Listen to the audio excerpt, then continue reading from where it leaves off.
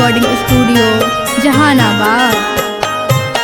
सुपले ले काने ले बछनिया कबले फेरबो नजर।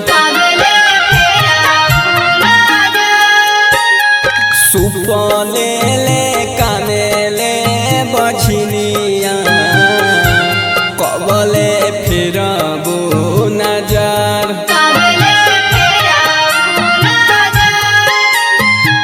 कहेले बछनिया गोतिनिया कबले फेरबो नजर। कहेले बछनिया गोतिनिया कबले फेरबो नजर।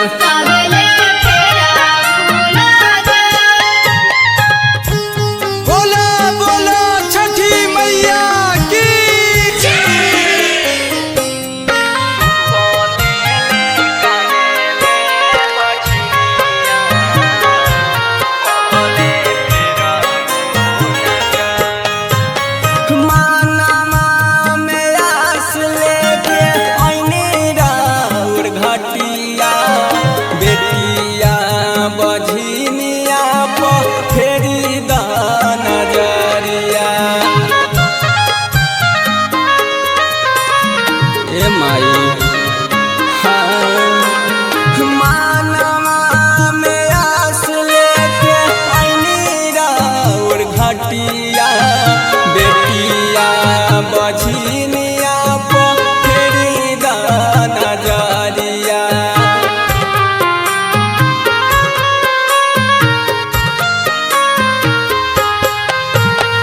सुपले ले काने ले बछनिया कबले फेरबो नजर। कहेले बछनिया गोतिनिया कबले फेरबो नजर।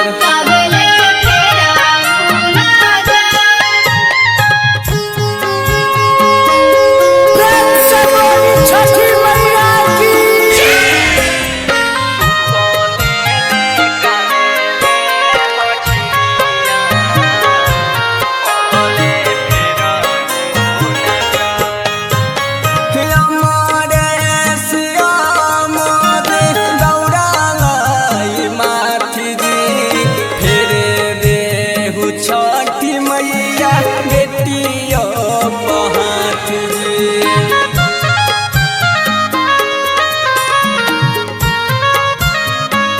माई अमरेश पारे दौड़ा लाई माथ जी फेरे देहु छठी मैया बेटियों बहात जी।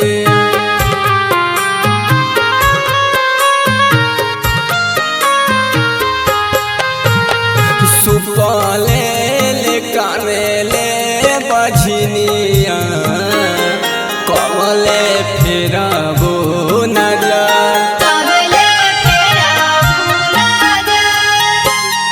कहेले बछनिया गोती